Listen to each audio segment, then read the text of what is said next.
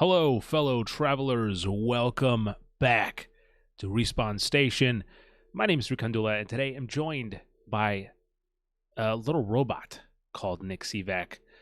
I should have addressed myself as like some sort of like, I don't know, cool ultramarine, but it's too late now. I'm just a regular human being. And today we're going to be talking about You're not just a regular human being, Sri. You're a podcast host. So it's worse. It's subhuman. I get it. We're going to talk about the PS5 Pro. More like the PS. Oh no. We're going to talk about that later, though, because obviously we have a lot to talk about before we get there. And I will tell you this: there's some. I think this is the heaviest what we've been playing that we're approaching it to because Nick and I both have one big thing to talk about. Nick, I don't know if you have any small things to talk about. I have some fillers that I want to mention here and there, but I'll start with you. Just my one big one. Okay, so. I'll start with you, Nick. What have you been playing? So I have been playing a little known game by the name of AstroBot on PlayStation 5. A game that was announced with the gameplay reveal of Concord and came out after the game. The game came out, it came and went by the time AstroBot even released. But here we are. Nick, tell me about AstroBot. This is one that obviously a busy release schedule here, and so while I pivoted toward the not family friendly, you went with AstroBot. So how is this first party PlayStation title living up to the hype? It lives up to the hype. This is one fun ass game, Sri. I platinumed the game. I just finished it today. So you're telling me this is a review after 100%. I can put that in the title now. Yes, you can. It's just so much fun. Basically, it's, if I'm giving you the highest level of like, the most basic of, point of entrance into this review, it basically does everything really, really great, and I have two nitpicks about it. So So to set the stage, so AstroBot had a VR game initially, AstroBot Rescue Mission, and then I think most famously it had the game that was prepackaged with the PS5. To this day, one of the best kind of all around, like, just I don't even want to say tech demos, but like one of the best first party PlayStation games out there, because it's just like a short but solid platformer that is kind of delves into the PS5. So in that way, it is a little bit of like a showcase of the hardware, but also it has so much of the PlayStation legacy and everything like that in it. But now, Team Asobi, right? I think that's the developer. That they're getting their shot at making a full AstroBot game, putting him at the front, I don't know if AstroBot's a he or a she. I don't want to assume, but not specified. Yeah, so. they're putting it at the front of the package, and there we are. Now we can talk about what you loved and the two nitpicks. Yeah, basically this game, I'll open it up by saying it's the closest I think Sony has ever come to just like making their own Nintendo game, right? Sure. Like, yeah, Nintendo sort of has this, this, not all the time, but for like a mainline Mario game or like a Kirby or Zelda, they kind of have like, a quality bar that they try to meet, and it's usually very high, at least amongst like critics and stuff like that. It's usually, very technically solid, visually interesting. The gameplay mechanics are interesting, and all of that applies to AstroBot. If you've played Astro's Playroom, which is the PS5 pack-in title, it's very similar in kind of structure to that game. You are, collecting famous, PlayStation themed robots. You're, playing with different like suit modifications, more or less. I don't know exactly how to describe that, but like you get this gear that's like usually themed around an animal, and it gives you like a special ability. And usually the levels will be designed around that mechanic, or remixing that mechanic in a new way. And that's probably what I like the most about the game. It's longer than the pack-in game. This To platinum the game, it took me like 14 hours, which is like the perfect length, at least for me when I'm playing like a platforming game like this. They had just the right amount of like new gameplay ideas to where nothing ever got like significantly reused, or like if they were reusing something, again, they had like some other element to it that made it feel fresh still. Right. Yeah. But yeah, there's just, if you're not going for the platinum, like it's probably somewhere in the like 10-ish hour range, sure. I'd say. Astro has to be announced as Sony's mascot at this point. I mean, that's fair. He's got that consistency down, I'll say. It certainly has the history too. I mean, like if they wanted something that encompasses like all eras of PlayStation, AstroBot's, doing a pretty good job at being that kind of representation at this point. Yeah. Because you also have to think that there's not like a really, unless I'm missing something, like currently in the PS5 generation, a family-friendly like kind of mascot, I should say, for outside of Sackboy, but Sackboy's kind of fallen to the wayside almost. Like I feel like after that first like launch game for PS5, like we're kind of on AstroBot now. Yep. AstroBot kind of stole Sackboy's lunch. But yeah, basically the game opens up almost like a direct follow-up to the Astro's Playroom, where Astro and all the robots are inside the PS5 spaceship. They're cruising through space, and this giant alien appears out of nowhere and basically rips the PS5 apart and takes all the components out. And then all the robots start scattering across the galaxy, and the ship crash lands on a planet. And basically, from that point on, you find like a little this planet that it crashed on acts as kind of like a hub world that you'll be returning to it multiple times throughout the game to do various things. But you find this satellite, and that's what unlocks the first galaxy that you get to go to. Gotcha. And something that is new with this game that the Astro's Playroom didn't have is that you get to fly around on a DualSense little like spaceship thing. Right. Basically, like Astro just kind of hangs on to it. And what's fun about that is like each level, so like you have multiple galaxies, and then in the galaxies you have multiple levels. Mm-hmm. Each level you go into, you get to do this little like fly-in sequence on the ship. Some of them are short, where it's just like you see the planet and you land. Some of them, they hide collectibles, and like you have to like dodge the ship through various things, or there might be like some enemies like swinging past, stuff like that. So they do a lot of fun stuff with that.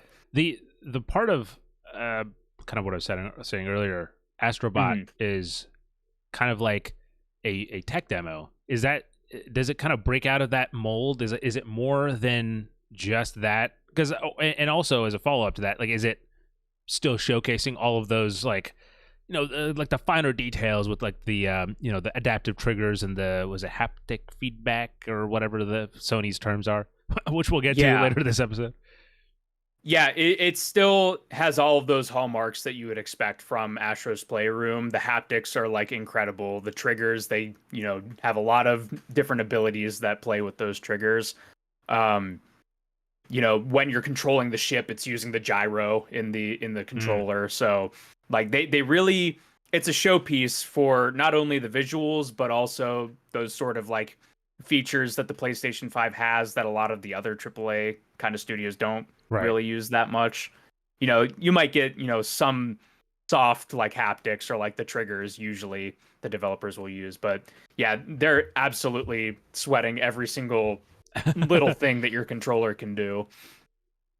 But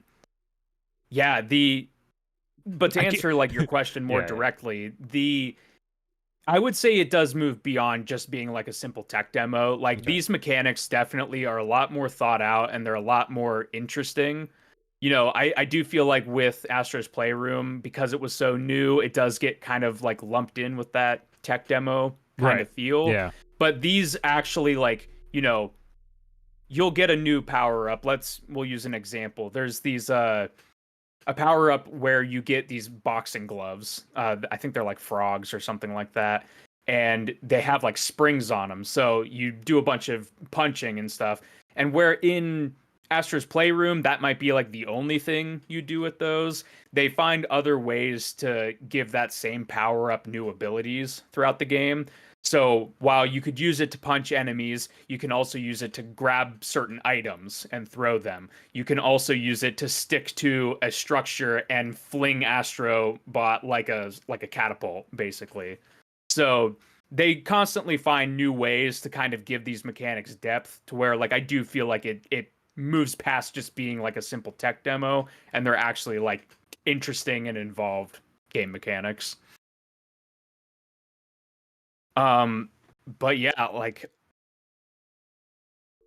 yeah, I'm just trying to figure out where I should really tackle it because I really just loved all aspects of the game. Well, what are your two gripes then? I'm curious about what had you down versus like they really are you just nitpicks. Okay, I okay, want sure. to stress that these aren't things that are drastically going to affect your enjoyment of the game. Let me pull them up because I did write them down. So I mentioned with the ship and other things that it uses the gyro motion of the PS5 controller. I feel like in any game in history, it's never as tight as you want it to be, right? I think it's really close. For the most part, the gyro, like occasionally you have to like aim certain things, or like if you're moving the ship around, sometimes there's parts like I don't want to spoil a whole lot, but like Sure. you have like hands more or less, and you are manipulating an object, and all of those use the gyro controls. And like very infrequently would it be like, oh, I missed a shot that I was trying to aim because the cursor wasn't feeling like it was where my controller was in space, right? That's a really minor one. The one that did start to frustrate me a little bit is that some enemies that have projectile attacks, sometimes their aim is really good, and like it can kind of, you know, when you're playing, let's say like a little bit of a harder level and you keep dying on the same thing, even though you're trying to get around it, but it's just because these enemies have laser accuracy. It would get like it would get a little frustrating, but again, like it's like frustrating for like a second, and then you respawn, and you're like, okay, well, I'll just do it again. So yeah, those were really my only two. That's not bad. Those aren't like those aren't too big. Funny enough, yeah, says Chad, the last game that used the DualSense features fully was years ago. Was Astro's Playroom. I mean, that's fair. I remember very distinctly, like when I first got my PS5. Obviously, there's like many people, that was one of the first games I booted up. And I remember distinctly that like as you're walking on metal, it like goes a ding ding ding ding, and then like you can feel like the little almost like they're like pressing the metal feet against your controller. So it's like that haptic feedback was.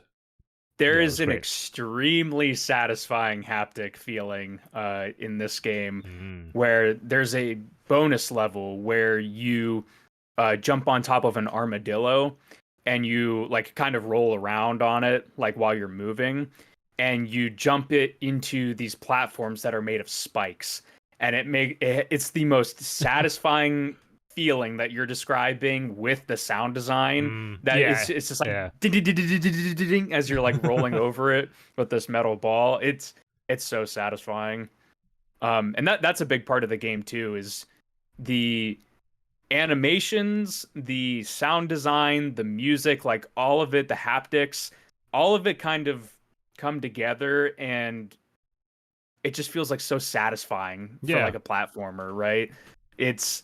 It's a very Nintendo-like quality that they've kind of really distilled into this game, but it doesn't just feel like they're a Mario Nintendo. Odyssey clone or something. Sure, yeah. Exactly. It still has its own identity. Part of that is, bolstered with like the PlayStation history angle, but a lot of it is also just like new, interesting kind of iconography for AstroBot. The theming of the levels is like super creative. There's a bunch of levels that are like, spooky themed, and like, it looks like something that might be out of like a Bloodborne or something like that, with like gothic castles. There's these desert levels, there's snow levels, there's a really interesting level with a mechanic that like you fly into this planet, right? Mm-hmm. And it looks kind of like, a little bit basic when you fly in. It's like white metal in like, a sunny sky, right? Mm-hmm. There's these potted flowers everywhere. And right off the bat, you get the upgrade for this level, or the ability, which is like a little mouse. And then a cage pops up around Astro, trapping you inside. And the power that you get is it shrinks you down to like a really tiny size, and the entire level then changes, because stuff that just kind of looked like it was background elements are actually stuff that you can shrink down and platform on to get further into the level. There's a really cool level that I played earlier today where it has a day-night mechanic, and you hit these switches to change the time of day, and it physically rotates the level depending on what state it's in. Sure. So even just like in like setting and theme, there's a lot of really interesting stuff that they go with, and it doesn't reuse too many like environments, which I found surprising. Like there are like some elements where there's like, maybe 2 or 3 desert levels, 2 or 3 snow levels, but they all visually look different. It doesn't look like they're just like, copying and pasting assets around. It's like there was a considerable amount of effort going in to make each of these levels feel distinct, which I thought was really impressive. I mean, it's the thing that you were saying earlier, that Nintendo has this formula. There's like a code that they have that it seems like no one can crack, and I'm glad that Team Asobi has done it. I feel like it's like a long time coming, for considering like how long Mario and these characters have been around, and Nintendo's been kind of consistently getting hits with them. I don't know if it's like the reservation comes from, or the fact, not the reservation, but the fact that it hasn't happened yet, to a degree like this, is because they couldn't find the right mascot. Because I feel like that's the thing. It has to be, a recognizable figure that you're gonna have to bring back, and that's what they've done here. And so maybe that's what they were waiting for. I don't know if like Xbox was trying to cook something over there too, and they go, well, how do we get a mascot? The Master Chef. I don't know how they cook plots over there, but it's cool to see someone do it. Now I wish more people do, because this is like 3D platformers are all, like, common. Like you see them all the time, especially in the indie space, but to this degree, there's like a quality AAA. Yeah, AAA like platformers. platformers. It's kind of gone to the wayside outside of Nintendo. Like, yes, yeah, exactly. But Sri, I do have one more kind of component that I feel like I should bring up to you that you will find the most interesting. Okay. Again, I don't want to go into too heavy spoilers, because like this game it's amazing. Like, believe the hype, go play it if you are at all interested in 3D platformers, or just want something really fun to play. If certain games like maybe kind of have you down for whatever reason, definitely give AstroBot a try. That said, I didn't even talk about the boss fights. The boss fights are awesome. Okay. Also, there's multi-stage. It's very high energy. That's all I'll say on that real quick. But any ones that got you stumped? Not for more than like 1 or 2 attempts. Like it's not like that. That's something I should also mention. The game has a very nice like casual difficulty. There are some bonus levels that are harder, and you will die multiple times on those ones. Yeah. So it kind of gives you the best of both worlds. For the most part, it's just kind of like casual, easygoing platforming. You can't turn your brain off to. So like, don't get that wrong. Right. But a nice level of challenge, and then on top of that, harder levels if you're going for 100% and everything. But the reason that I had to bring up boss fights is you get a very unique kind of reward for completing the boss fight levels. And that is you get, I believe the game calls them hero worlds. And what this is it's an entire level designed around a specific PlayStation franchise. Rather than just being like, you find the random robot in, the safari level or the desert level. These are like levels that you will get game mechanics from these franchises applied to AstroBot. The entire level is themed after that franchise, and all the robots you find are characters from those games. That's pretty awesome.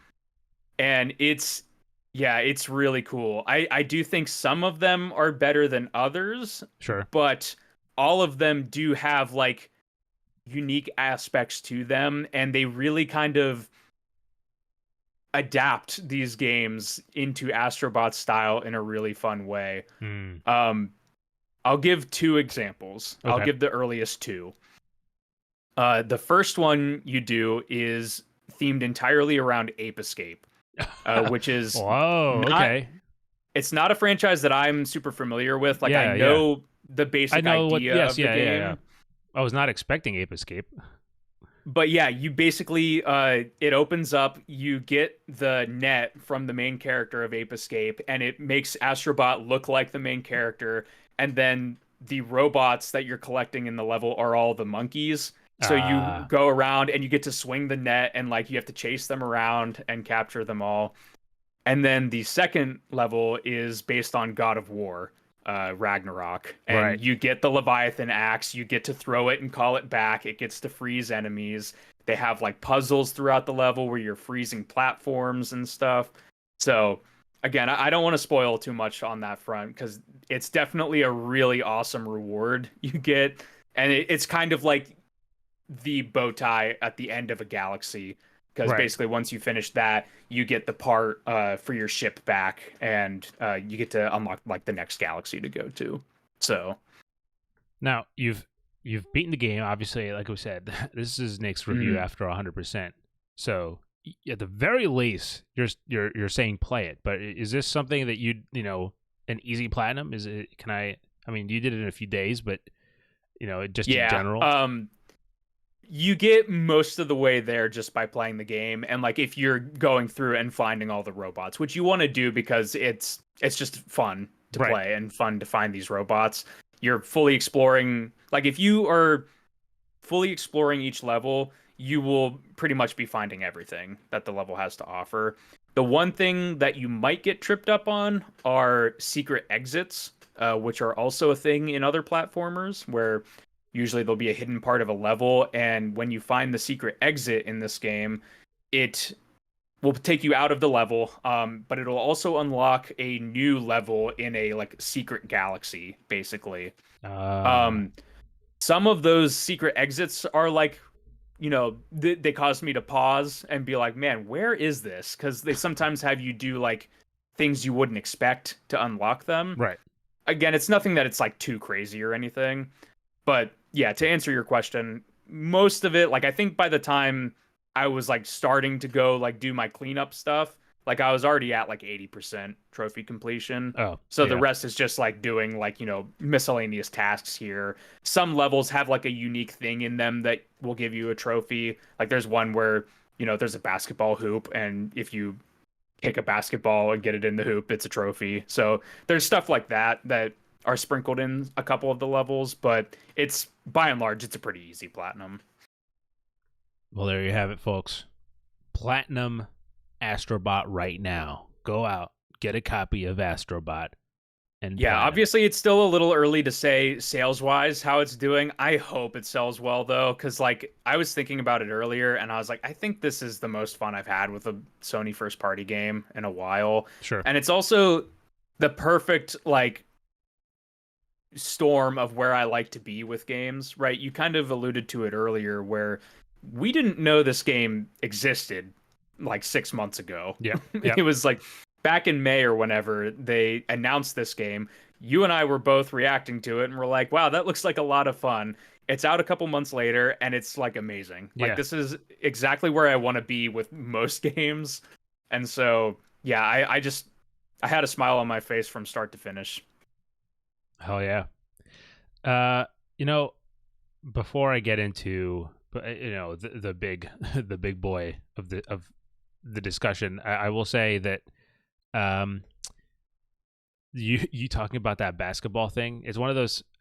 I don't know if you felt this way, but there's like certain things in video games. I think I've played enough video games where I'll be like, I'll see something and I'll be like, that's a trophy right there.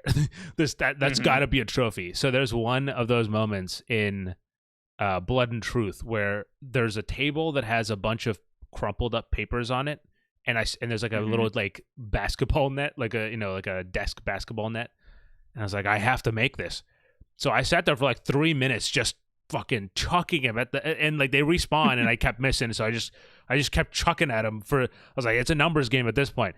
And it's nice to get rewarded, not just because like you did something stupid, but also like you knew that doing something stupid would get you that trophy. It means that much more. There's one more thing that you just reminded me of that I have to bring up, and it's this game loves physics objects.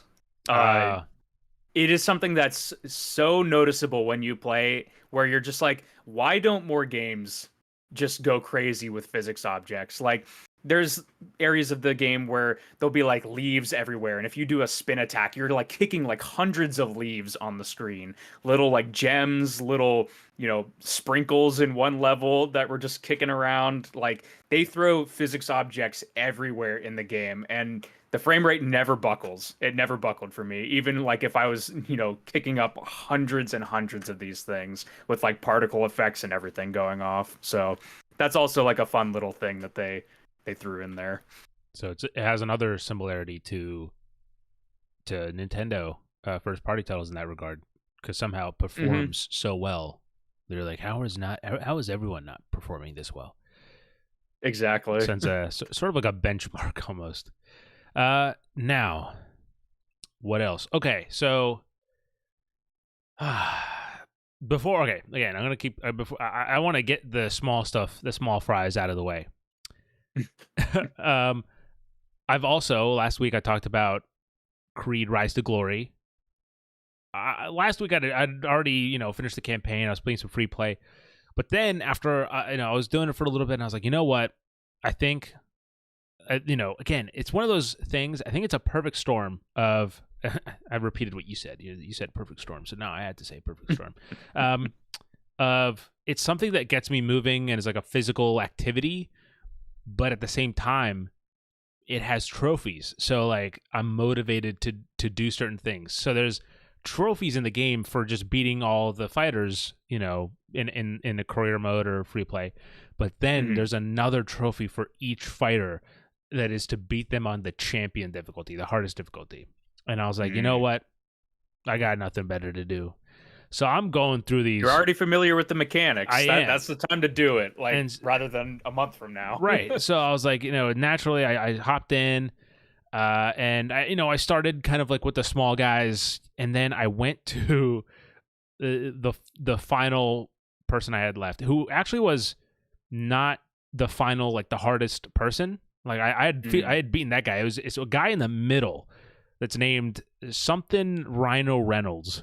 Okay, maybe Ryan Reynolds. I'm not really sure, but he's like like he's this giant man that's just relentless in his attacks.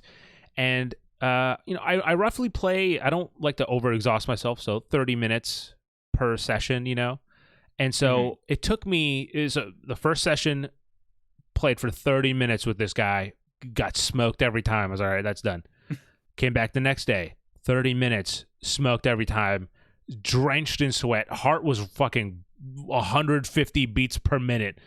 And I was like, all right, that's it. I'm done. The next day, third day in a row, I was like, all right, I'm going back. I'm like 25 minutes in, and I'm like, this is impossible. There's no way to do this. This guy is just brutal. And Nick, I wish I could. I want you to just close your eyes and picture this, Nick. Okay. All right, they're close. Okay. I take off my VR headset. I'm like, okay, my heart is beating. Let me cool it down. I take a sip of water, and I tell myself, all right, you know what? I'm gonna fucking do it this time. And then I put the VR headset on, and I tell my smart device in my living room. I'm not gonna say which one to trigger it, but I say, play Eye of the Tiger. And Nick, I fucking kicked his ass. I mean, it. And look, if you were in the room with me when I won, you would think I had won That's a pop-off moment. You would think I had won a real fight, dude. Because I was like, yeah, it wasn't even like, we talked about it last episode of like I raise my hands and go like yes, like, that's just like customary. I had I like went down, I knelt down to his unconscious body and screamed. I was like, yes.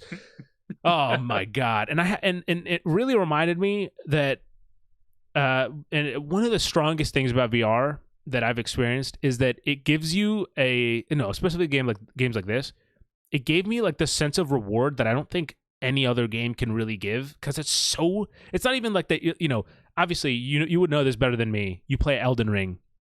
And it's a FromSoft game, so it's really a battle of like, okay, gotta keep going, and then when you finally get it, it's like, yes, I earned it. You know what I mean? But you on top of that, you add the physical exhaustion of just trying to, like, I mean, there's times I'm fucking punching this guy as hard as I can, just being like, please, just fucking, I gotta hold out for the bell to ring so that I can get a break during the the intermission. And yeah, it ultimately is just super, super freaking rewarding. So again, if you weren't already sold on Creed Rise to Glory, this is me telling you again, go play Creed Rise of Glory if you have the means to do so. Oh my God, I got excited just thinking about it. Did you get the platinum, or are you still working on it? So here's the thing, you fuck. So there's a trophy for playing a game in PvP. I don't know if anyone's active in this game. Oh yeah. Also, that's gonna be a problem. Also, there's a trophy that I've attempted in 2 matches, and I've not gotten. But it's to play or it's to win a fight with one hand behind your back. And then there's another one. So while you're playing, like, opponents can essentially create, like, I think it's called like Fury mode, or I don't know, some mode, right? Where essentially it's like they start throwing a barrage of punches, and the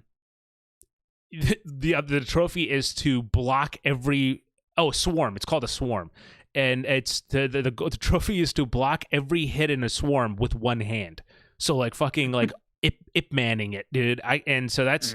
I've tried it, but I've not succeeded in getting it. But how's the tracking on the one hand behind the back? That feels like that's a recipe for like, oh, the game like glitched and moved my hand in front of me. Like that is, that's the weird thing. So I have my VR camera like below my TV, and I will say for this Rhino fight, I put it up top because I was like, I have to get the optimal camera for this.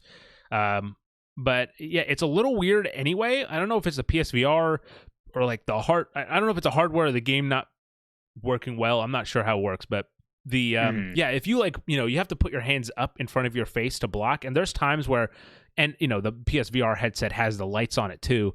And so I don't know if it's fucking up somehow that way, but when I put my hands up, sometimes like my left hand will just fucking spaz out and then come back. So it's a little bit weird, but yeah, no, it's good, and I'm gonna keep playing it just to get some workouts in. My arms, I will say, are extremely sore because this was yesterday that I had beat this guy, and it's a good workout. Now you'll be doing 1-finger push-ups.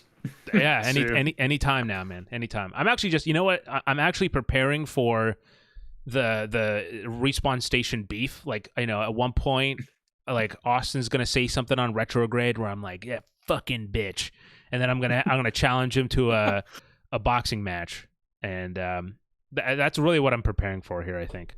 So, hey, he's and before anyone says, hey, it's unfair, he's also got a VR headset. He's got a MetaQuest 3. I don't see him fucking training, Creed Rise to Glory. So, and Chad, that would be like an actual Rocky story. That's like a technical advantage over PSVR. You'd be the underdog. Yeah, that's true. You know what? Now I want to make this happen. Now I need to like do some sort of like a VR a boxing match between me and Austin. We'll figure it out. Chad, if you're watching this live, go tag Austin and tell him I'm calling him out. Anyway, now it's time for the big daddy. All right, the big boy. Where do I start? I think the best Maybe place. with the title. Well, here's the thing. I like to be dramatic, Nick. I'm nothing if not dramatic. Okay. I am a relative newcomer to the Warhammer 40K universe, and as someone who's, by the way, thank you to Focus Entertainment and Saber Interactive for sending us over a copy of Space Marine 2. It absolutely made my weekend. So right off the bat, I'm going to get that out of the way. But as someone who's now played Space Marine 2 and has been very excited about it coming up to release, it's not actually from the point of view of a Warhammer fan, because again, that's something I'm relatively new to. It's actually from the point of view of a World War Z fan, knowing that Saber Interactive was working on a Space Marine sequel, and also that Swarm engine was going to be used in for to bring hordes of Tyranids to life in this game. That's what caught my eye initially. So with that in mind, I was like, all right, I'm gonna play Space Marine 2. I love that tech. I love that horde mechanics that they have, and to kind of flip it from being this sort of like horror-esque horde survival shooter to giving you this sci-fi power fantasy, I thought it was going to be, I mean, look, it was an instant wish list for me. And then since then, because I was anticipating this game, we played through Space Marine. I also played Warhammer 40k Darktide. Nick and I had both previously played Bolt Gun, and I've even painted a few miniatures here and there. So with that said, I went into Space Marine 2, and I am so happy to say that it is everything that I wanted this game to be. That's good to hear. I saw you were streaming it, and I stayed away. No, yes, I'm glad you still intending to play it, but I'm glad you did, because there's going to be quite a few surprises in this game. But the thing is, as I was playing the game, and by the way, this is not my full review of the game. I've put about 10 hours into it, and I've completed the campaign, and I've dipped my toes into the operations mode. I've not looked at the PvP mode at all. So in the coming days and weeks, I'm going to be playing more of that, and kind of exploring the other game modes. So in a way, you could kind of maybe treat this as a campaign review, or just like first impressions, if all else fails. These are first impressions. But as I was playing the game, and I'm going to do this as spoiler-free as I can, as I was playing the game, I kept getting reminded of something else that I had recently experienced, a piece of media that I had recently consumed, and that was Alien Romulus. And as the more I thought about it, I think the broadest way to explain this is it's actually reminded me of Star Wars: The Force Awakens. Now, there's the spoiler versions of this is already up on the website. You can check it out on RespawnStation.com. But the spoiler-free version of this discussion is that just like Alien Romulus, Space Marine 2 hits a lot of the same general story beats as its predecessor, and as the thing that it is being a sequel to put it in the weirdest way possible. And again, on the website, I've put in a few kind of vague examples of what I'm talking about, but there's several things, if you played the first game, and especially for someone like myself and also Nick, who we've just recently played Space Marine, there's a lot of Space Marine 2 that could feel familiar, and you might even be able to like draw, like you can say, oh, this is going to happen, something like this is going to happen, and something like that will likely happen. It does pivot in the last like chapter, and it delivers on this sort of it delivers, I'll say this, it delivers on the war part of Warhammer, unlike any other game that I've played in this universe. But other than that, there's a lot of the familiar story beats, characters that are like, oh, you're almost that other person that I know in Space Marine. Mm. But with that said, it's not a bad thing at all, because for me, and I think a lot of other people, Space Marine 2 was just essentially, I should say, Space Marine 1 kind of perfected this formula of this, hey, this is a simple mechanics that make you feel like you're this, I don't know, like 7, 8, 9, I don't know how tall Space Marines are, but like these giant towering superhumans that are just a force to be reckoned with. And it has just enough surprises and intrigue where you're like, oh, I kind of understand this universe a little bit, and it doesn't overstay its welcome. And all of those things Space Marine 2 does, but it does it with such a higher fidelity, obviously on modern consoles. And like I was saying, that swarm engine, it's very similar. If you've played World War Z, there are certain kind of like setups and areas that you're like, okay, I've been in these similar situations. But again, it's in such different context, because it's not just essentially you're not just like surviving in a New York subway trying to fend off zombies, or sorry, Zeeks as they're called. It's you're like bring on the fight. Not all the time. Sometimes it truly is like an overwhelming amount of enemies. And I thought the first Space Marine had a lot of enemies thrown at you. This is like, I mean, look, if you've seen any of the trailers for this game, you'll have probably identified that there's just like vistas where you'll see swarming Tyranids around, and it really captures that scale so well. And also it whether you're new to Warhammer like myself, or if you're an experienced Warhammer fan, it gives you immersion in this universe on a scale that I don't think this universe has ever seen. I'm not saying that there's not been a massive scaled Warhammer game. There's a lot of Warhammer games, but like Rogue Trader, Total War, like these games are inherently not the same AAA quality third person. Like, they're not batting the same cages, if you will. I don't know if that's a saying. I just made that up.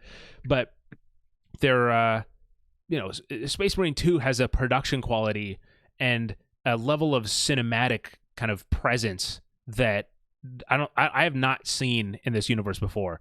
And it is so consistently like awe-inspiring. And like this game, there are stills in this game that would feel perfectly at home in r/birds for scale, where it's just, massive things are happening and colliding and falling, and you're just, weirdly enough, even though you're, again, a 7, 8, 9 foot Space Marine, you feel like you're such a small part of this kind of grand war that's going on. So in all that, it is awesome. And the story itself, despite having the story beats that I was saying, does also manage to have a few surprises, and the voice acting is solid all around. I didn't think I'd find this being a problem, but I actually do kind of miss Mark Strong as the voice of Titus. I was going to ask you that. I have 3 things that I wanted to bring up, and one was, did it take a little bit of time to adjust to the new voice actor? It's not that he's bad, right? I want to make that clear, but I think that Mark Strong had a certain level of I don't know if it's suave or like grit or just stoicism, like that just worked for the Titus. And so I was surprisingly attached to his performance, where I came to hear, I'm like, I kind of wish, it was Mark Strong instead. But regardless, and I'm wondering how much of that is proximity, like we just played it. Yeah. No, that's fair. That's also a fair factor. And again, that's also could be a factor for everything I said earlier about how, like the story beats feeling familiar, because if you haven't played Space Marine in like 10 years, you're going back to this, it'll probably feel a lot more fresh and new for you. But either way, there are still some surprises and twists along the way that did make me go like, oh shit. And again, I don't know too much about the universe. I'm kind of putting it together as I go. But it was a fun adventure to go on for about like a 9-hour campaign. And like I said, there's operations which are essentially like how it works is as you're playing the game, there'll essentially be like another trio of Space Marines that'll be like, yeah, we're going on this other mission. And then you can go to the terminal and then just play as them and then go on that other mission, you know, like as a side operation. So that kind of stuff, again, I haven't really delved into too deeply. So I'm looking forward to just getting my hands on this game even more and playing it. It feels just as kind of intuitive to play in terms of, you know, the parrying and the general combat. It's even more intense, like I said, because you have the swarm engine and the package overall. Again, the game is so consistently firing on all cylinders that I'm just, you know, often blown away at the game's landscapes and presentation. And so any kind of small gripes I had with it, which, you know, is like there's some occasional hiccups with performance, the connectivity of co-op over the weekend, at least. I know there's a patch that already went out for day one. Over the weekend, the co-op connectivity was off, like where, you know, the game was stuck on a loading screen when Austin and I were trying to play together, and then when you know, I restarted, I was able to get back into the game immediately, but he was stuck on a black screen, and even after reloading, he couldn't get back in. So you know, that kind of stuff sucks. And there, you know, there's, again, it's like the minor stuff that overall don't detract from the game experience too much for me. And so, Nick, it feels good to say that I think we've both had stellar weekends. You played AstroBot. I don't know, I can't speak to you if you think that's one of the best games you've played this year, but I can confidently walk out of Space Marine 2 and say that yeah, it's one of the best games I've played this year. Yeah, AstroBot's definitely in top 3 for me personally. What a week, huh? What a week we've had. Yeah, I actually had 2 more things real quick, Sri. Sure. Talking about Space Marine. Both relatively quick, I imagine. One challenge accepted. Is one of the criticisms of the first game that I had in our talk on retrograde. Nick, was the amount of metal walkways in the level designs that were just blocked by boxes. I'm assuming it's better in this game. I hope it's better in this game. Okay, so I didn't want to mention this if you didn't bring it up. I did have this point in mind because so look, it's definitely not as bad. There are you do go into metal hallways, and one of the weird things is that the metal hallways combined with the Tyranids, who are inherently, at least to me, like xenomorph inspired, I felt like I was in an alien game almost. There were like times where I was like, oh, this feels so alien, because like the lighting will go out, you're in these cramped hallways, Tyranids are fucking swarming into you, and you're just firing through as you're, yeah, it feels very alien-esque. So the thing is, there's not as many metal hallways. It's much more, there's a lot more diversity in terms of what you're playing, but there's that's what I wanted to hear. But like Nick, there's a but. There's this repeated thing, and I have to imagine it's this game's version of like how in not Gears of War, God of War, there's like that meme of like, oh, you have to squeeze through a cramped spot, you know, like, or like to like get load to the next area. In this game, it's these you have to press square on these objects that you're essentially like, every time you're clear an area, you have to go up to these things, and you have to like push something out of the way, and then you could progress. But it's so clearly just this repeated animation, because sometimes you'll be pushing like this big, you know, fucking rock. Sometimes you'll push a statue out of the way. Sometimes you'll push like an industrial, like maybe like a shell of a artillery or ammo weapon, I don't know, something. But they're all, it's like a handful of animations that are just the same thing, you know. It's like and then push, and then you go to the next area. So that kind of stuff is still there, but yeah, not a little bit more diverse. I'm fine with them using the metal hallways and stuff, as long as there's just like a little bit of decoration in there or something to break it up a little bit. Yeah. The other thing that I wanted to ask was just relating to the combat, because I know that it's there's just based on looking at it from trailers, there's a little bit more depth in this one. Just not only from like the enemies that you're fighting, but also with that parry system. Like, did that feel good throughout the game? Did it ever get like overly repetitive, or like was it just kind of like solid throughout? I mean, it's I think it was solid throughout. I think some people might be like, oh, it could maybe get repetitive, but I mean, so much of the game's combat is almost like stitching together animations where you're in the middle of the, just either shooting or, chain sorting or power axing, whatever, Tyranids.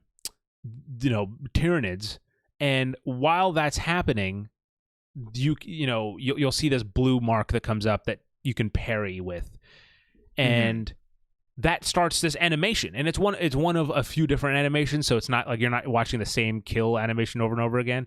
Right. But there's also, if you dodge out of a way of an enemy in time, essentially a small like reticle shows up on the enemy's like body, and if you press R2 in their general direction, it then it starts another animation where it's Titus takes out his pistol or whatever, secondary fire, and then, pops one in the head.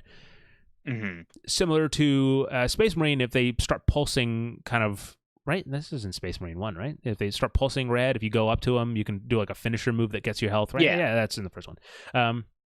So that's in there too. But again, it's this another kind of anime. And by the way, in the animation in this is much more gory in terms of, it almost feels like a God of War-esque kill. Like some bosses you're taking down and you're like, oh, Kratos would be so proud of you. So I think it was super awesome. And when it works, and it puts these tools out for you, and it's really up to you on how you play the game and stuff. So when you successfully chain together a bunch of hits, and then you pop one in the head, and then you do a finisher, you counter one, it really, again, it feeds into that power fantasy so well that I did not mind at all that you're cycling through some of these animations. Which game are we talking about? We're Space Marine 2. That's Space Marine 2. Retro, I know you said you were playing Space Marine 2. So feel free to talk about what you thought. But for my spoiler thoughts on Space Marine 2 and why I think it reminds me of Star Wars The Force Awakens, check out respawnstation.com. Now, Nick, anything else? Any other games you've been playing, man? Not really. Honestly, like I basically devoured AstroBot the last several days. That's fair. I was texting you, and I've been slacking on my Dragon Age. So before I have the ability to get a copy of Warhammer Space Marine 2, I'm gonna probably be focusing on Dragon Age. But it's basically all AstroBot City for me this week. Hell yeah.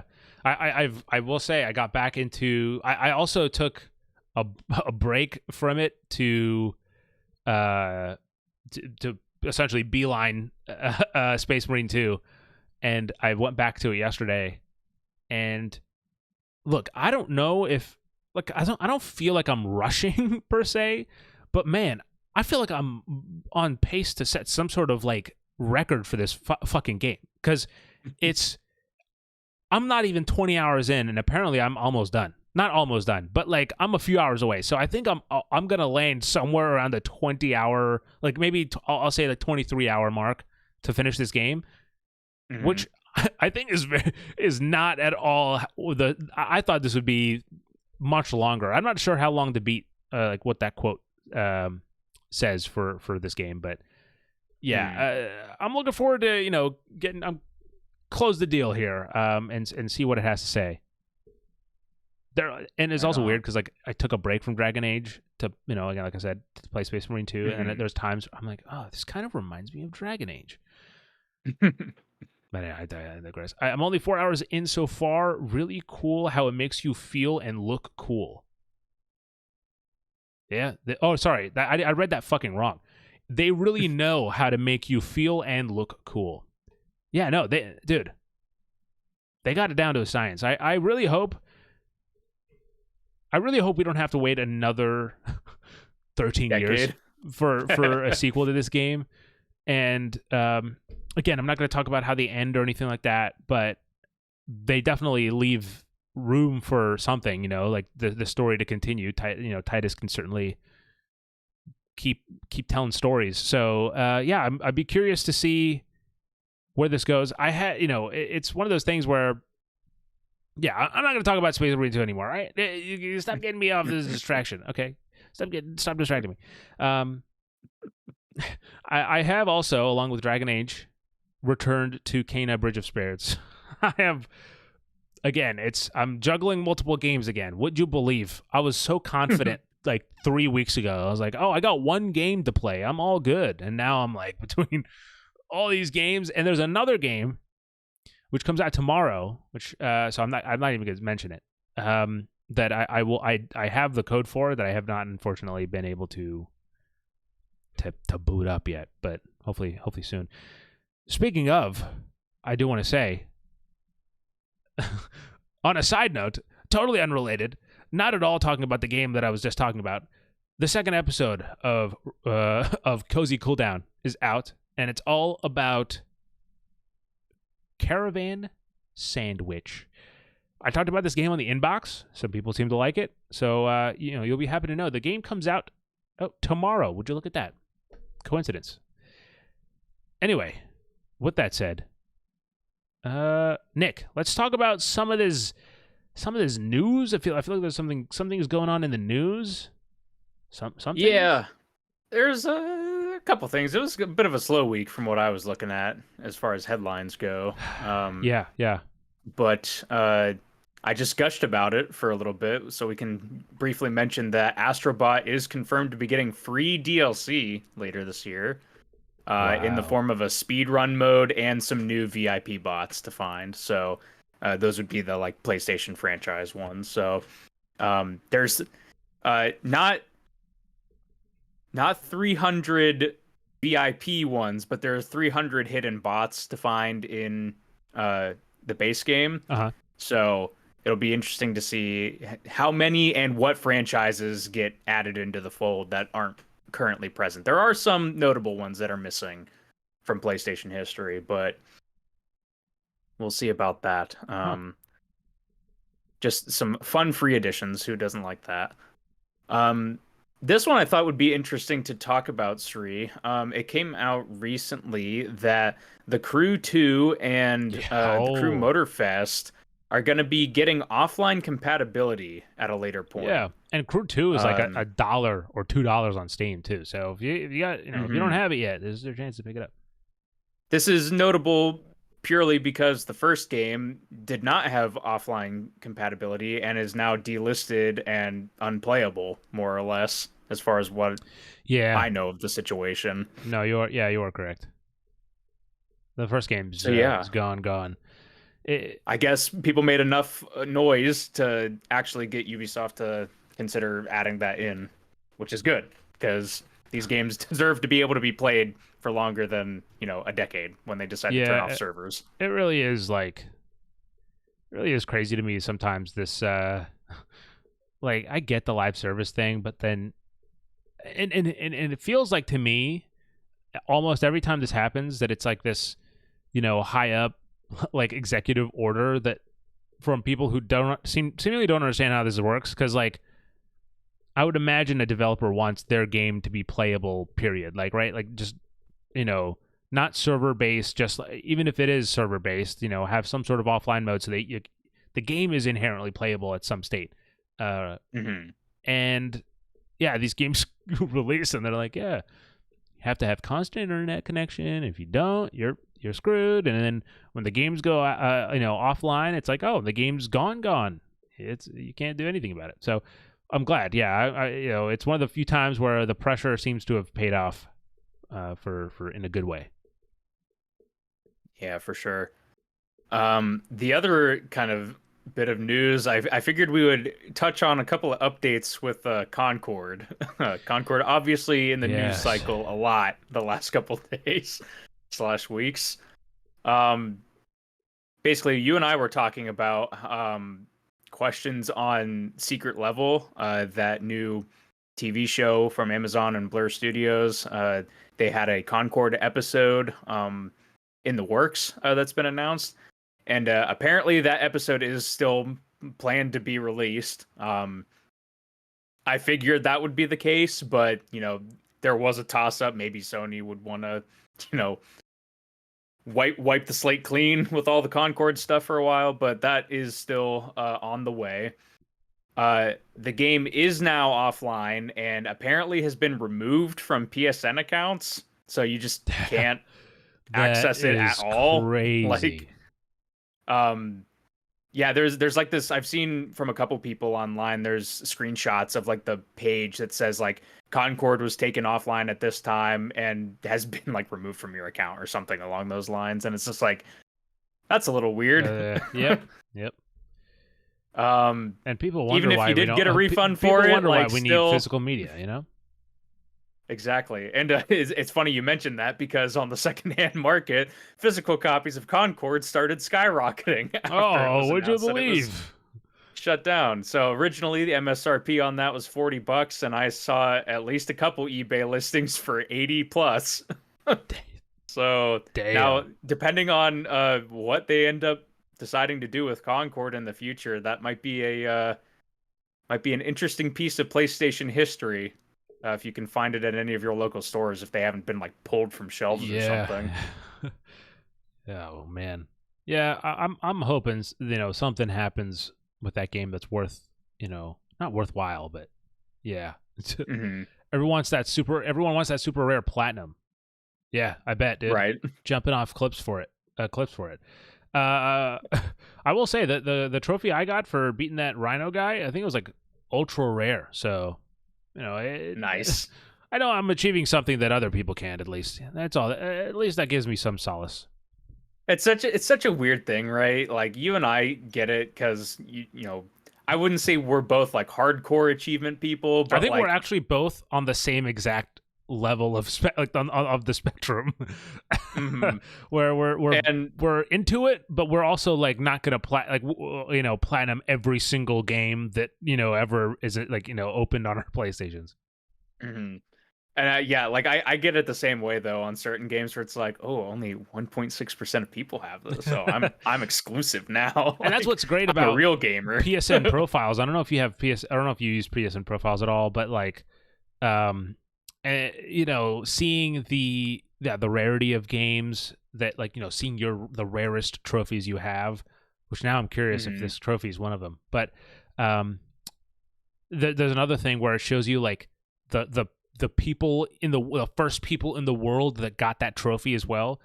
And I think it's become a little bit, it used to be a thing that like I'm like, oh, it'd be so cool again, and now because I feel like we get some sort of an unfair advantage because. When I'm getting a game a week early, it feels like a little like, oh, I'm the first person to, shoot a basketball hoop in this. I don't know, some stupid trophy like that. I'm like, oh, no shit, dude. no shit. But I really like on Steam, on your Steam profile, you can have like a highlight section that has a list of your rarest achievements. And dude, I really like that feature. PSN Profiles does that. Yeah, that's what makes it so much fun. Is that you can I have certain essentially like trophies that I'm like, all right, these are the coolest ones for me that mean something to me. So for me, my trophy cabinet, I'll say it quickly because I pulled it up. It's it's Mark of the Advocate, which is the Titanfall 2, like the speed, the time trial thing. 8.8% of people have that, very rare. And the other one is Modern Warfare, I believe, Remastered. Yeah, Modern Warfare Remastered, Just Another Day, that platinum. Got that one as well. Actually, no, Mark of the Advocate, I think, is actually the platinum for Titanfall 2. So I have the platinums for that and Modern Warfare Remastered. And the third one, Nick, is Smarter Than a Fifth Grader. Is from Are You Smarter Than a Fifth Grader? Because I am in fact smarter than a fifth grader, Nick. What was the criteria for that? It's beat the exam mode. I will have 54% have that trophy. I just wanted to brag about the fact that I was smarter than a fifth grader, smarter than a fifth grader. Seeing as we're on the tangent, I have my Steam ones pulled up here. Hit me with it. I'm really proud that this is in here. There is an achievement from Fallout New Vegas in here. It's pros only, which is completing, I think it doesn't have the description here, but it's, I think, completing 3 of the 3-star Gunrunner's Arsenal challenges, which are like bonus challenges that are supposed to be pretty hard. That has 2% of players have it. I have one from Starfield, surprisingly. Dang. Which is, it's Life Begets Life, and I think this one was pick up like 100 or 1,000 crafting materials or something like that. I definitely had to go out and like grind that one. That one also has 2%. I have a 1% trophy from Turbo Overkill called Pacifist minus Chainsaws, which I think was complete a level only using the chainsaw, if I remember. And then the other 3 that I have are for a game called War Inc. Have you ever heard of that game? I have heard of War Inc. Yeah. I played it a long time ago and like haven't played it in at least a decade. And 2 of them are 1% achievements, and one of them is a 0.9% achievement. Damn.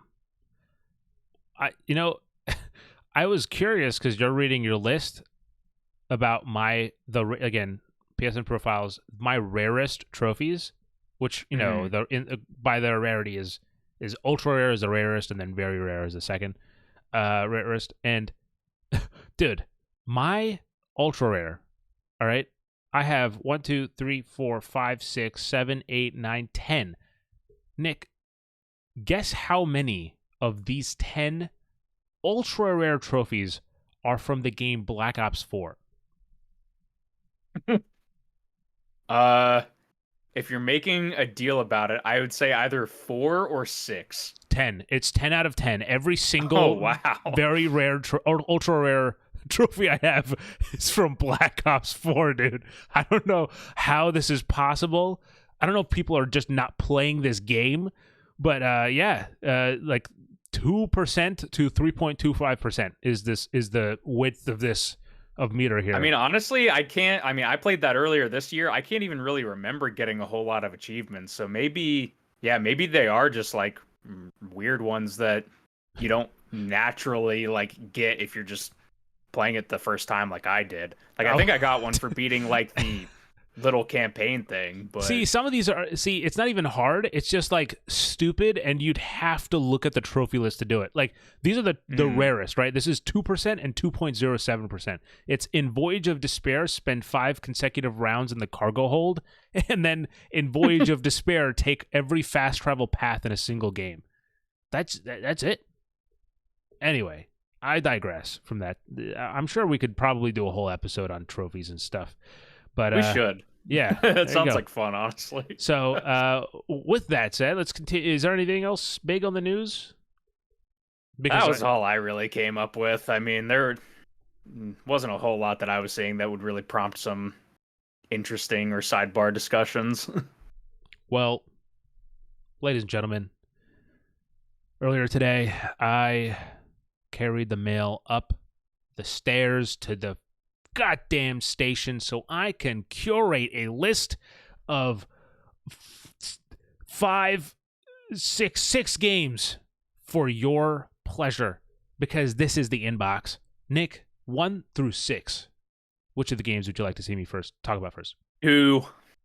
God, I was on 2. Wow, that's honestly, it was kind of crazy. I feel like I was kind of psychic a little bit. All right, so the first game is called Ender Magnolia Bloom in the Mist.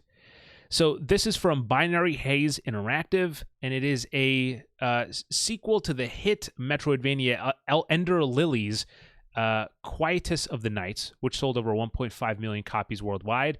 This one is currently in early access on Steam, but it is going into 1.0 in January 22nd of 2025, along with a release on the PlayStation 4, PlayStation 5, Xbox Series X and S, and the Nintendo Switch. So, decades after the events of Ender lilies, artificial life forms rampage across the land of fumes. The kingdom's fate lies in the hands of Lilac, an attuner who can cleanse corruption from the hybrid beings, discover the source of discord between humans and homunculi, and purify 10 possessed bosses in battle to gain both their allyship and abilities. So that one had honestly a really cool art style, but just kind of caught my eye. And then kind of reading more about it, I had heard about Ender Lily's Quietus of the Nights, and so it was cool to see that they're not only having a sequel, they've spent some time in early access. So whatever you're getting, it's certified fresh, or I should say, it's overwhelmingly positive according to Steam reviews. So there you go. Nick, what's next? Give me a number. 4. All right. This is one that, look, it makes sense that I would recommend this game, but it's not one I knew existed until very recently. So, Nick, do you know about Vampire the Masquerade, that series, right? Like the Vampire series?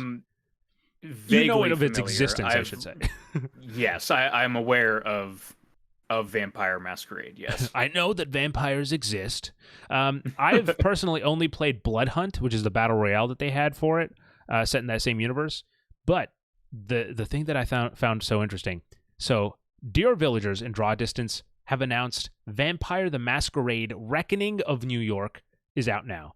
So this is essentially the third installment in a visual novel series set against the backdrop of the Big Apple teeming with supernatural intrigue. So it's coming out, by the way, or actually not coming out. It is out now on the PlayStation, Xbox, Nintendo Switch, and PC via Steam. So dive into the streets of New York City in 2024, where the delicate balance of power hangs by a thread. I didn't know this was a documentary. Navigate the treacherous waters of vampiric politics as you contend with ever-shifting landscape between the Camarilla and the Anarchs. I probably might have said that wrong, but look, a visual novel, my interest is piqued. If I wasn't absolutely swamped right now, this is definitely a game I'd be checking out. But hey, if you like visual novels, Vampire the Masquerade Reckoning of New York, out now, September 10th. It's out now. Go ahead. I'm aware of Masquerade Bloodlines because it is a game developed by Troika Games, which was founded by Tim Kaine and Leonard Boyarsky, who are the creators of Fallout. Oh, some of the co-creators. Shit, so I didn't know it's kind of like an RPG from what I know of it, but I haven't played it myself. All right, Nick, 1 through 4. Well, we did 2 and 4, so let's do number 1. Oh, snap. All right. This is a very colorful game. There's 2 pretty colorful games here. So, we've had some dark stuff. Now it's time to join the fight. Nick, this is a love letter to action platformers with a roguelike twist. Elsie has blasted onto PC, PlayStation, and Nintendo Switch today. So take on hordes of deadly robots and survive intense boss fights as Elsie, the female android powerhouse and all-around badass. Are you up to the challenge? Well, you can find out now because, the game is out. Like I said, play it PS5, Nintendo Switch, PC. And to describe it a little bit more, it is a neo-retro hyperkinetic roguelike action platformer filled with procedurally generated levels and an army of robots to blast through. Very simple, but cool art style. Again, look, if you're pitching us some of these games, if you're sending us the inbox, if it looks cool, there's a high chance that you're going to be included. All right, I got to be honest. Or it looks very kind of like.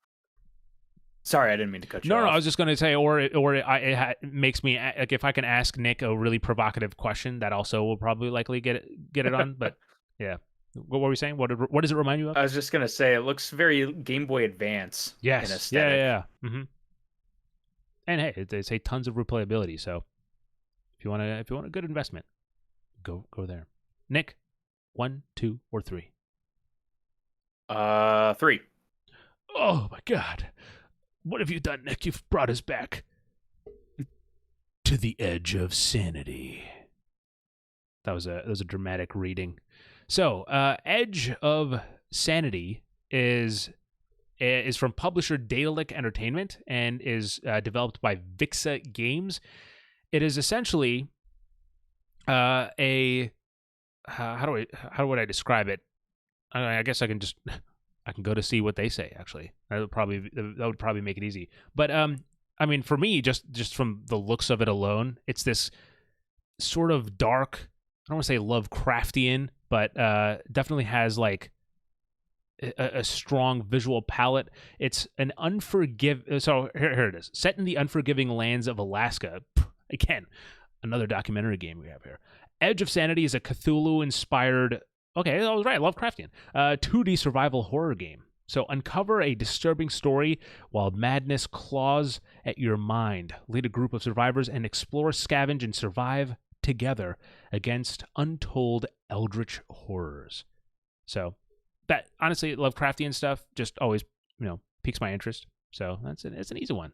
Check out Edge of Sanity. It's out this week on PlayStation 4, PlayStation 5, Xbox One, Xbox Series XS, Nintendo Switch, and PC via Steam, GOG, and Epic Game Store. It's on everything, baby. If you have an interest in this game, you can probably find a way to play it. Now, it is 50-50, ladies and gentlemen. And if I know Nick, he's going to like this game next. So, Nick, do you like vandalism? Well, have I got a game for you. This is Spray Paint Simulator. And oddly enough, it's actually from Whitethorn Games, who, of course, we've talked about a few times on the channel. And it's developed by North Star Video Games. And essentially, as it says in the title, it is a inclusive, accessible, easygoing spray paint game. Pick up your spray tool, protective masking materials, and your trusty radio and embark on a relaxing, oh-so-satisfying gameplay experience as you tackle jobs big and small and breathe new life into long-neglected objects. I thought this one just, it was like Power Wash Simulator, but like with an artistic flair. And so, my interest, would you believe, was piqued. Also, I mean, one of the few vibrant games we have on this list, because, like I said, there's some dark ones in there as well. But yeah, we love good old fashioned Whitethorn games over here. So I was, check out Spray Paint Simulator. By the way, I should specify that is just announced. Like this is the announcement of the game. It's coming out sometime in 2025 to PC. So no other news on, any console release or what exact date or anything like that. But as you can see from the gameplay, it's one you can have fun with. At least I think so. It's a game that I'd have fun with. And speaking of games I'd have fun with, this is an interesting one because it kind of is in the region that I'm familiar with, visual novels, but it's also a little bit different. So the game is called Whimsical Academy. And it's a very small game. I'm trying to pull up everything so that I can give you guys the full spiel. But essentially, this is a cozy fantasy time manager from indie developer Impossible Home. The game will have there's a demo at Steam's I guess Next Fest later this year. But essentially, Whimsical Academy is a slow-paced time manager set in a fantastical school for witches, wizards, and budding mages. Upon receiving your acceptance letter for the Academy's fall semester, acquaint yourself with the campus map. Accompanying this introduction is a journal with all the information needed for your first week. View your class schedule, explore your stats, and familiarize yourself with the inventory menu. Whimsical Academy's low-stakes gameplay makes for a relaxing experience as you settle in to your new home. Simple. But like I said, to specify, there is a demo for the game. And to clarify again, the game will be released on PC later this year. The demo is out. So there you go. Now, right on. That is it for today's inbox. Oh, wait, you guys talked about the PS5 Pro already? Thanks for the transition, Retro. Let's talk about the PlayStation 5 Pro. So yesterday, PlayStation had an event where, and you know, before anyone asks, no, okay, there was no mention of the Switch sequel. All right, there's no Switch 2 here, guys. Don't ask. No mention of the Switch 2 from PlayStation. Yeah. But instead, we got a Mike Cerny presentation that was Mark Cerny. Sorry, what did I say, Mike? Yeah, Mike. Jeez, Mark. And it was, I think it was like a technical presentation, and it was essentially like a 10-minute PowerPoint presentation where it was like, look, I got to be honest. One of the things I have in my notes from watching this is it kind of felt like an ASMR presentation. Something about his voice. There's no hate to Mark, even though I called him Mike earlier. No hate to him. It did definitely put me to sleep. That is kind of Mark's MO. His voiceover. I mean, even at the PS5 reveal kind of thing. It's very soothing. He's very soft spoken. Yeah. Now, with that said, this brief presentation, Nick, gave us a look at the PS5 Pro, which we've never seen before because it never leaked. And it said that they are working on 3 key aspects, 3 things that makes the PS5 Pro the Pro. And those 3 things are AI-driven visual upscaling, improved ray tracing, and a larger GPU, which boasts 45% faster rendering. On top of that, they announced a hefty $699 price tag here in the good old United States of A, but also across the water, you know, in Europe, it's even more. It's like 900 whatever, you know, shillings or whatever they use over there. I'm not really sure, but it is a ludicrous price for not just for pretty much everyone around the world. And so I suppose there's, you know, obviously the general statement is the PS5 Pro is absolutely ridiculous. But let's talk about why it's ridiculous, because it's easy to say it is, but like thinking through it logically. But, you know, before that, Nick, what were your first impressions? This PS5 Pro 10-minute demonstration. What were your hopes going in, and where were they? Well, actually, no, I should say, how were they not met? Right. So,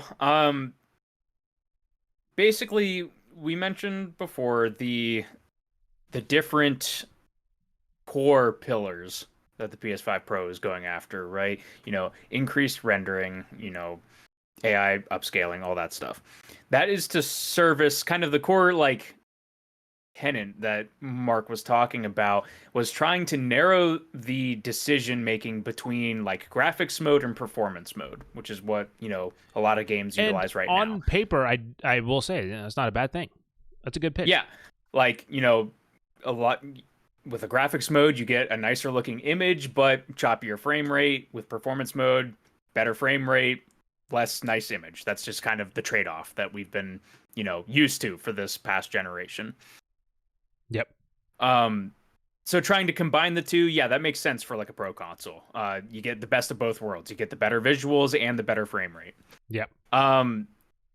Where I think this presentation stumbles a little bit, is in some of the examples that they showed, because pretty much all of the games, except for a couple in the ending montage, were all like obviously previously released PlayStation games. It's all like God of War Ragnarok, Ghost of Tsushima, Spider-Man, Ratchet and Clank. It's even Demon Souls. It's like these are games that have been out. Like, so that I think was weird. I understand that part because I just said it, but also I was expecting that because that's how these presentations have historically gone as well. Yeah, sure. Where they just kind of show older games. They don't really announce new games at these things. Like, while it would be nice to see a new game, you know, taking advantage of it, it's kind of not the setting for that. So right. I wasn't really expecting that going into it. But I will say, like, even showing, like, you know, something like Jedi Survivor in there, like even the footage that they used was not great. Like it was pretty choppy. Like, Yeah. and Yeah. I know that it also wasn't expressly like, saying like this is running on PS4 5 Pro. This was, it was PS5 native version from what I could tell. But like it's just like, do you really want to be showcasing that specifically? Like that's because if I recall correctly, the part with Jedi Survivor specifically was talking about ray traced reflections, and the water did not look quite as good as I was hoping. When you're trying to like highlight that stuff, it doesn't do any favors just showing it in like a compromised state. Again, whether or not they had control over that is regardless.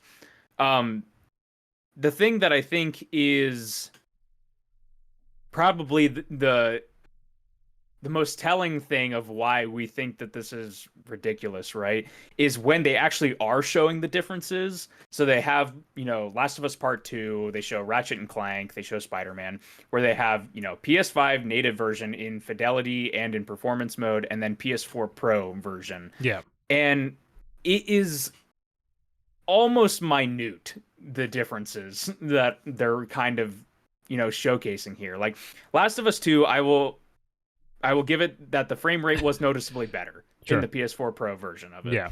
But when we're talking about the fidelity modes and they're showcasing, it's like, okay, so as you can see here, distant objects are much clearer. Like in Last of Us, they showed like a window didn't look as like foggy, or it was like an outpost, like a stand thing that they had in the distance. Yeah. Sure. Or the lines were sharper. Sure. Yeah. The grass effects aren't as like, deteriorated at longer distance, or Mark specifically highlighted a crowd sequence in Ratchet and Clank Rift Apart. And it's just like, okay, but like from my perspective, it's just like, I don't care about that stuff to begin with. So like, that's why I play on performance mode mainly, because I don't really care about how the grass looks a mile ahead of me. Yeah. I care about how the game feels like to play. So I just found a lot of those things that they're touting as like big upgrades to justify this big price increase for a Pro model to just kind of be like superficial and not that important. Yeah. I mean, for me, I went in with my mind open, and I really do mean that. There's texts that I have with Austin where I was like, I could be sold on a PS5 Pro going into this quick little showcase that we had. Much quicker than I was expecting, by the way. I was expecting a little bit more meat on the bones maybe, but I think another weird part about it, just to talk about that, is that half of this showcase is just talking about PS5 features that we all knew about. It's like, that was weird. Let's talk about the PS5's great capability. That's the thing. I was okay with the idea. I was open to the idea of being wowed and woozed by this game, this presentation, to buy a PS5 Pro. But that being said, I felt very underwhelmed, and a lot of that echoes kind of what you were saying regarding, we're getting a PS5 Pro demonstration, and they're showing games like Ghost of Tsushima and The Last of Us Part 2, which are PS4 titles. And I feel like that just in general, I understand that there's enhanced versions of this game. Like, I get that, PS5 or not, The Last of Us Part 2, is it remastered, remake? Or maybe is it just called part? I don't know. Whatever the enhanced version of that game is, it looks better, and now it looks even better, more betterer. As that, feel for Sony, you could feel free to use that in your marketing for the PS5 Pro.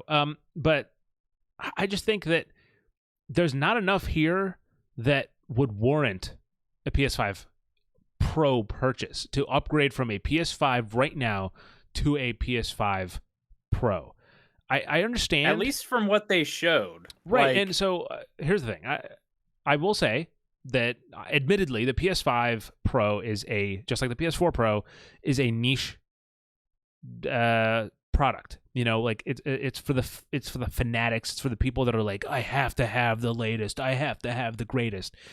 And I think for them, you're getting this you're getting essentially the option here to not pick between performance and fidelity, or performance. Yeah, I guess performance and fidelity. Speaking, I just played Space Marine 2 over the weekend, and I played the entire thing in speed, or the performance mode. I had no problems. I was never like in doubt of like, oh, I wish this was different. That being said, even as you were saying, the stuff that they did show that they said that would be the examples of these games weren't distinguishable or like clear winners. Like, it's not something I can look at and be like, oh, this is clearly the winner. Like, this has to be the better one. Mm-hmm. Now, there are a few things that kind of come with the PS5 Pro package. So this is from PlayStation Blog, along with the graphics that you saw earlier, or that we've already been talking about, and the higher frame rates. The PS5 Pro also has PS5 Pro Game Boost. Also, take a shot every time I say PS5 Pro. The Game Boost allows or applies to more than 8,500 backward-compatible PS4 games that are playable in the PS5 Pro. This feature may stabilize or improve performance of supported PS4 and PS5 games. Enhanced image quality for PS4 games is also available to improve the resolution of select PS4 games. And the PS5 Pro will launch with the latest wireless technology, Wi-Fi 7, and it has VVR, variable refresh rate, and 8K gaming are also supported. And then on top of that, they also specify that along with obviously the first party blockbusters that kind of PlayStation Studio makes, getting the upgrades, there will also be select third party partners that also will have what will be, quote, PS5 Pro enhanced, which will be Alan Wake 2, Assassin's Creed Shadows, Demon's Souls, Dragon's Dogma 2, Final Fantasy VII Rebirth, Gran Turismo 7, Hogwarts Legacy, which honestly I will say was one of the most compelling. Like, I don't know exactly how the original game looks kind of on the base PS5, but in this presentation it looked really nice. So that one I think worked a little bit. But Horizon Forbidden West, Spider-Man 2, Marvel Spider-Man 2, Rift Apart, Ratchet & Clank, Crew Motorfest, First Descendant, Last of Us Part 2 Remastered. That's what it is. That's what it's called. It's right here. And more. It's a handful of things that it can do. Now, what it cannot do is stand upright on its own, because you have to pay $30 for a stand. And it is kind of outrageous that you have to put out a marketing material, including what's in our thumbnail, by the way, that you have to put out a marketing material for a console that you're asking $700 for in the US, and having to have a caveat on the bottom right-hand corner saying, hey, the stand comes separately, dipshit. Like, what? What are you talking about, dude? What are you paying? Like, how is that not a bottom line feature, literally, at the bottom? Yeah. And on top of that, you get, sorry, Nick, one more thing. On top of that, you don't get a goddamn disc drive. This is a Pro console without a fucking disc drive? How is that Pro? That's the most egregious thing. That is straight up a downgrade from the base model that you can buy with a disc drive. Ultimately, if you want to get relatively the same version of the PS5 that you got by buying a PS5, right? If you want the same version on the PS5 Pro, you will have to spend $800, because it's like $70 or $80 for this disc drive, and then it's like $20 or $30 for the stand.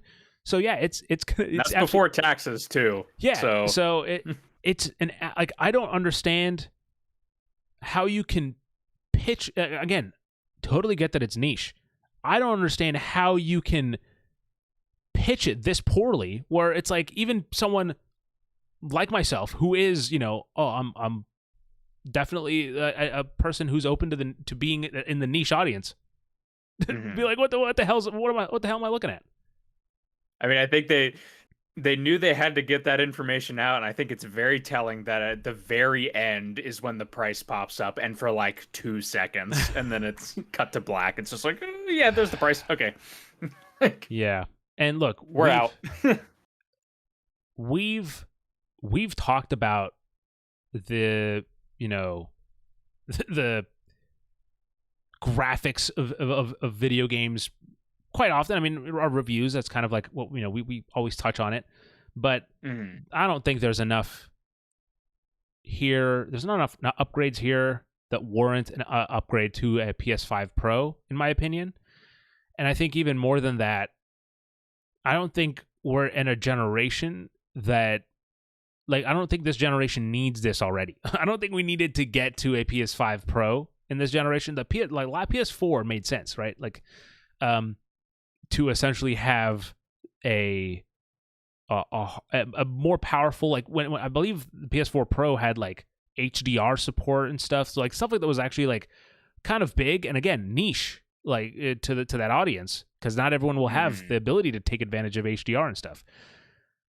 But also, I think, well, first of all, do you have anything else to say about that? I don't want to. I have one more random thought. I mean, I was just gonna say, like, it's just, you said it before. This entire presentation is just weird, like, because it's the time that it takes to get to the main point and everything, right? This is only a 10-minute video. If that is emblematic of we don't actually have a whole lot to talk about with the PlayStation 5 Pro, yeah, it's like, okay, then if you're not even really confident in pushing a lot of other stuff with this, then where's that $200 increase coming from over a base model? And yeah, I just think it's a tough sell already, like we said, because of the price, but also it's just like there's so much diminishing returns with what this like unit is. I feel like even the niche audience that it would be for is like even smaller. I feel like it's only people that are like, I must spend my money on the newest thing, and that is who this is for. It's not even for the most engaged PlayStation customer, because it's like, even in the examples that we're seeing, it's like, okay, well, even my base PS5 on performance mode still looks pretty much the same as what the Pro is doing. So I don't know. That's kind of where I'm at on it. It's like I was in the same boat as you, where it's like, if there's a compelling enough reason to upgrade, I would probably be interested in it. But this is like, I didn't do PS4 Pro. I just had a base PS4 the entire generation, and I was perfectly fine with that. And it sounds like I'm going to be perfectly fine with my base PS5 too. Yeah. So, look, you're getting for $699 USD, $699 GBP, $799 EUR, or euros, and 119,980 JPY, which I believe is Japanese currency, yen, right? Is that what it is? I think so. Japanese yen. For that, you will get a 2 terabyte SSD system, PS5 Pro, a DualSense wireless controller. Nick, you'll be happy to know that it does come with a copy of Astro's Playroom pre-installed. I'm so glad. I think. Go ahead. Because you mentioned that coming with the DualSense, I think another thing that would have, convinced maybe a little bit more people is if that was a DualSense Edge. Their Pro controller. Because the biggest issue that I have with the DualSense controllers are those sticks in those things are shit. I'm just going to say that. Like, I've gone through 3 in 3 years, and they all get stick drift after a year.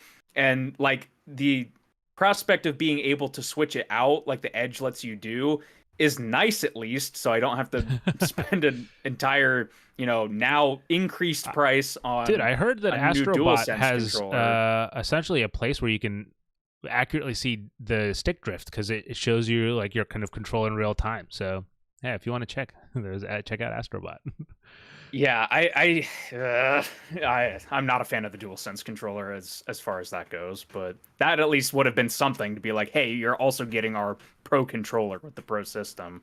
But no, they're gonna nickel and dime you for that as well.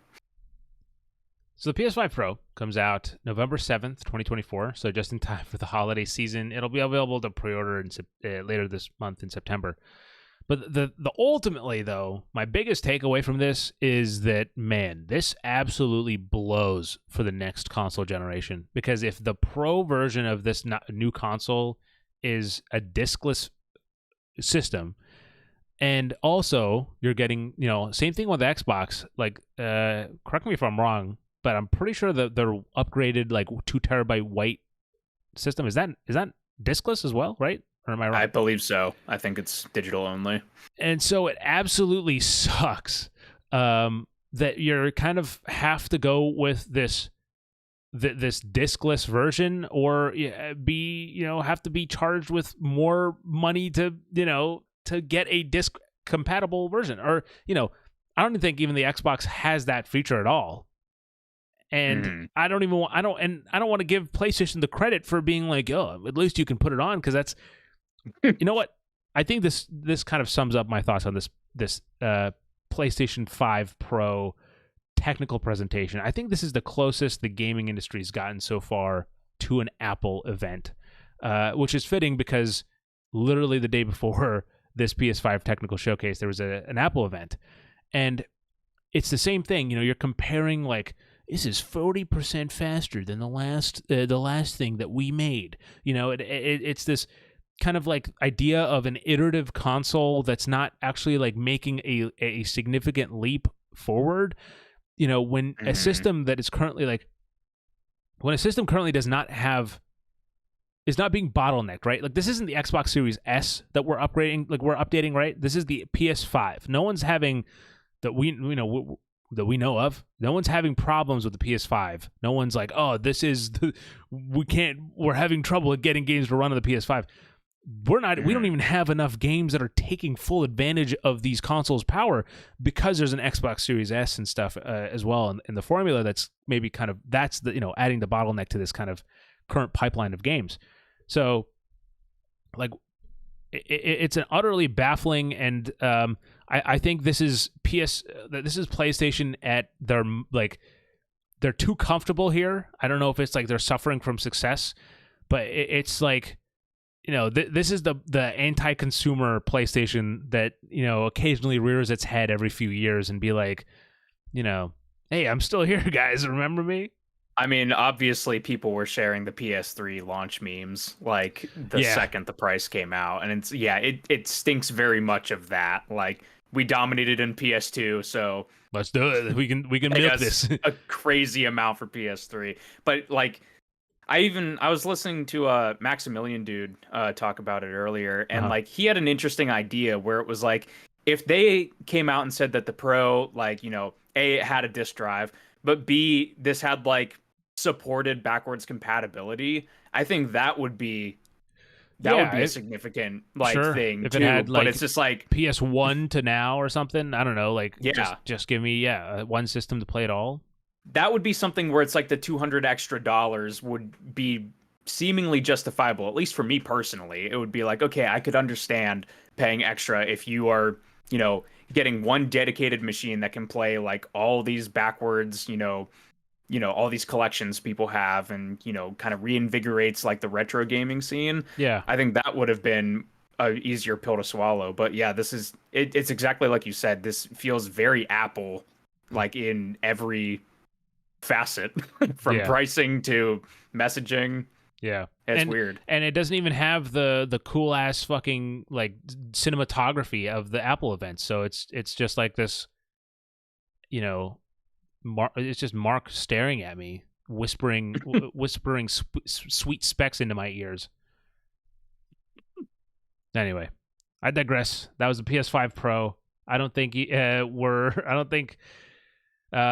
going to be covering it, so I'd probably, tune into whoever, I don't know. And in the Digital Foundry, they'll probably have some breakdowns on it. Yeah. But, PS5 Pro coverage, that's it for us. Unless the one caveat being the PS5 Pro comes out and they realize no one's playing, like, no one's using it. So they, a week after it comes out, they say, hey, an update on the PS5 Pro. We're removing it. We're removing it from store shelves, and we're sending people in to remove it from your home shelves as well.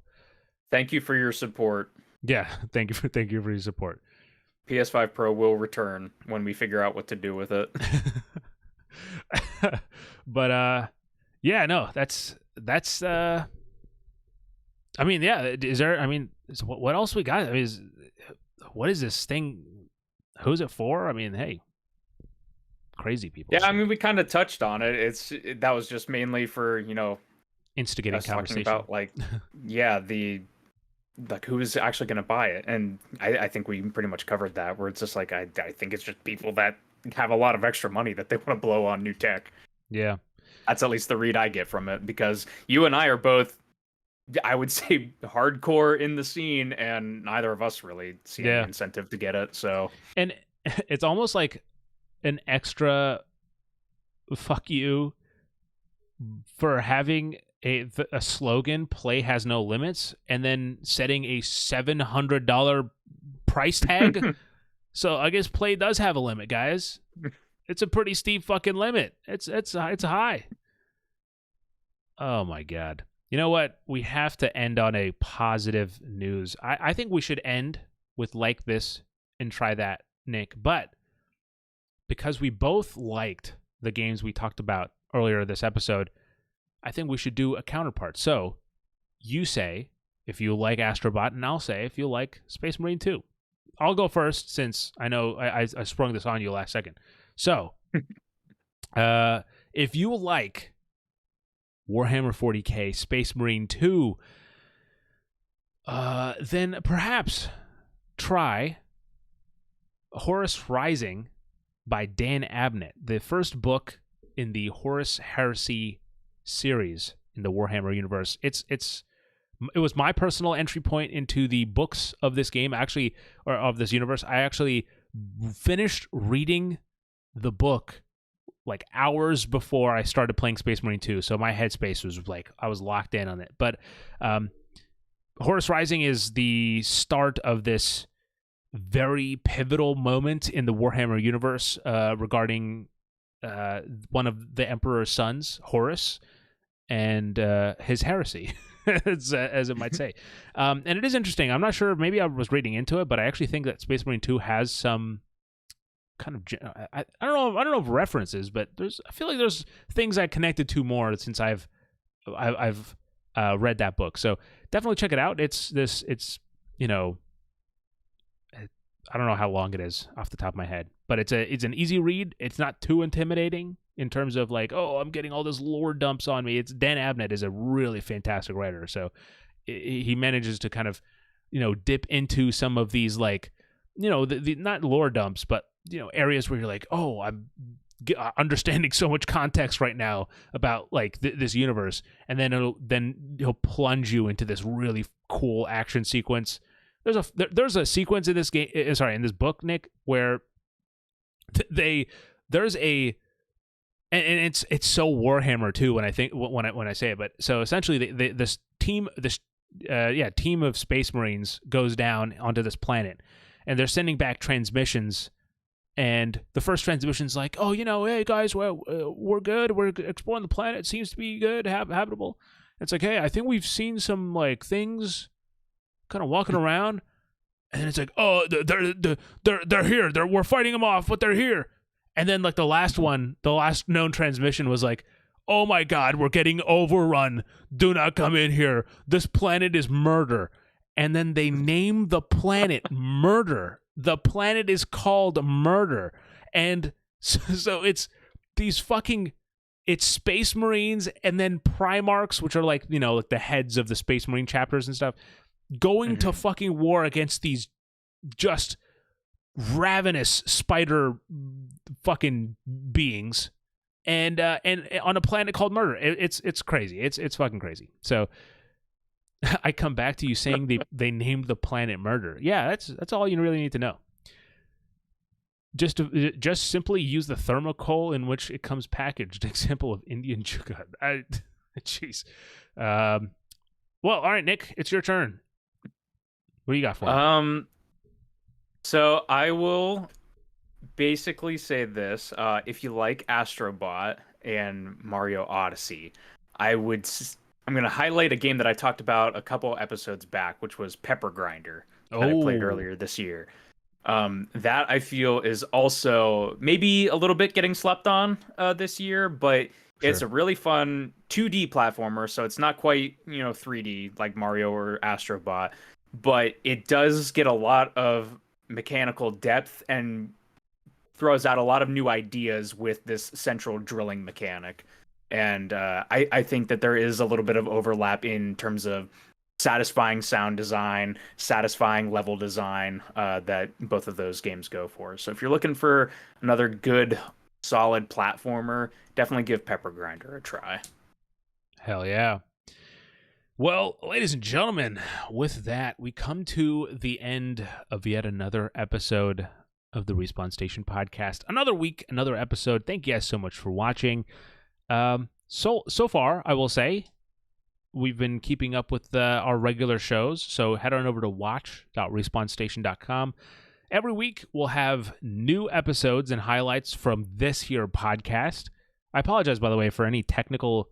I realized at one point during the PS5 Pro rant that I was giving that I had I wasn't even showing the gameplay. I was like paused and I was just fucking talking. So stuff like that, if you witnessed it live, then thank you for bearing with me, and or whether you're watching or listening to this on Spotify or something. Thanks for listening. Thanks for watching. Thanks for all the support, by the way, as well. A lot of thank yous going around. I feel like I won an award here. For the support on Respawn Station, the YouTube channel. We really appreciate it. Again, watch.respawnstation.com. That's where to go. All throughout September, every week, we're going to have a new episode of Cozy Cooldown. And at sometime in September, we're also going to have a new episode of Retrograde, all about Dragon Age Origins. And I don't even know what we're going to do in October, so don't even ask. Okay, don't even ask. But Nick, anything else you want to say to the people? Play AstroBot and Warhammer. These games need to sell well, so that way we get more of them. Yes, dude. Honestly, the last thing that I'll say about Space Marine 2, and I'll probably put this in the review too, it's so refreshing to play a game that feels like it was from 15 years ago, because it's like a full package. It's like a full meal. You get a single player, you get a multiplayer, you get a third mode that gives you a little bit of extra reason to go back. I mean, this is a game I personally, I would, this is a game I think well worth the price of admission. And same thing with AstroBot. It's definitely, it's not, you're not getting the same thing, but it's a full meal. You're getting satisfied for what it is. So my $60 were worth it in the first 10 minutes of AstroBot. So yeah, there you go. Yeah. So definitely check out those games. And with that said, people, and also check out all the games from the inbox too. Support them. But with that said, as always, thanks for watching, and until next time, have a good night, a good morning, and a damn good time.